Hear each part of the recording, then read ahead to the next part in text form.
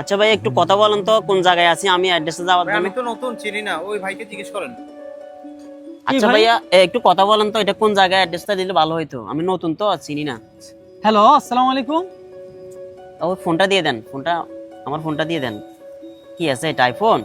IPhone. ও মাই god, কত সুন্দর iPhone. আর কি আছে পকেটে দেখি, বাইর করেন তো, বাইর করো তো ভাই। নেন, এই নেন ও অনেকগুলো টাকা। আর কি আছে দেখি। টাকা আছে, এই নেন। ও মাই গড, অনেক টাকা। আর কি আছে? ও দামি ঘড়ি। দেখি দেখি। বাসা কোথায়? এখানে নতুন না ভাইয়া? আমার বাসা এখানে। বাসা এখানে, অনেক ভালো। হ্যাঁ, আর কি আছে? জ্যাকেটটা তো অনেক সুন্দর।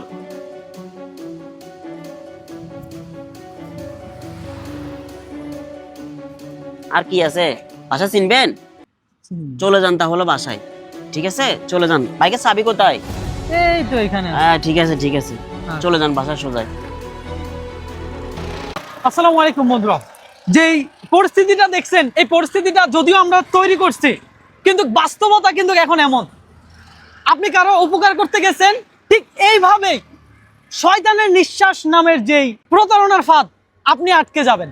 কেউ হয়তো বা কাগজ কিংবা কেউ ফোন আপনার সামনে এসে জিজ্ঞাসা করবে ঠিকানাটা, ঠিক তখনই আপনি তাদের আয়ত্তে চলে যাবেন, আর তারা যা বলবে তা করতে আপনি বাধ্য। কারো ঠিকানা কিংবা কেউ যদি মোবাইল এনে আপনার কাছে আনে, সেক্ষেত্রে আপনি দূরে সেটা থাকবেন। দূরে রাখেন।